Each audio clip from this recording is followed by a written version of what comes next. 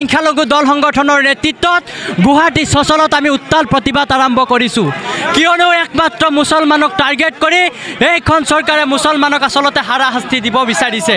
আপোনালোকে দেখিছে কেতিয়াবা ডি ভোটাৰৰ নামত মুছলমানক অত্যাচাৰ কৰা হৈছে কেতিয়াবা বাংলাদেশী হজাই 1971 চনৰ কাগজ থকাৰ পিছতো মুছলমানসকলক আসলতে বাংলাদেশী হজাই যি এইখন অসম চৰকাৰে যি খেল খেলি আছে আসলতে এই খেল বন্ধ হ'ব লাগে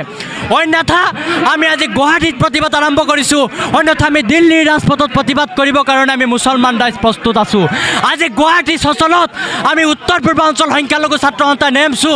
আমছু সংখ্যালঘু সংগ্ৰাম পৰিষদ মুছলিম ছাত্ৰ সন্থা অন্যান্য জমিয়ত উলামা আজি আমি এনেধৰণে প্ৰতিবাদ সাব্যস্ত কৰিছোঁ আমাৰ কণ্ঠ সংখ্যালঘু ৰাইজৰ কণ্ঠ আমাৰ কণ্ঠ মুছলমান জাতিৰ কণ্ঠ গতিকে এইখন চৰকাৰক স্পষ্টভাৱে কৈছোঁ যে আমাৰ গাত এক বিন্দু তেজ থকালৈকে আমি এই প্ৰতিবাদ এনেধৰণে কৰি যাম আৰু অনাগত দিনত আমি গণতান্ত্ৰিকভাৱে আন্দোলন কৰি তুলিবৰ কাৰণে বাধ্য হ'ম।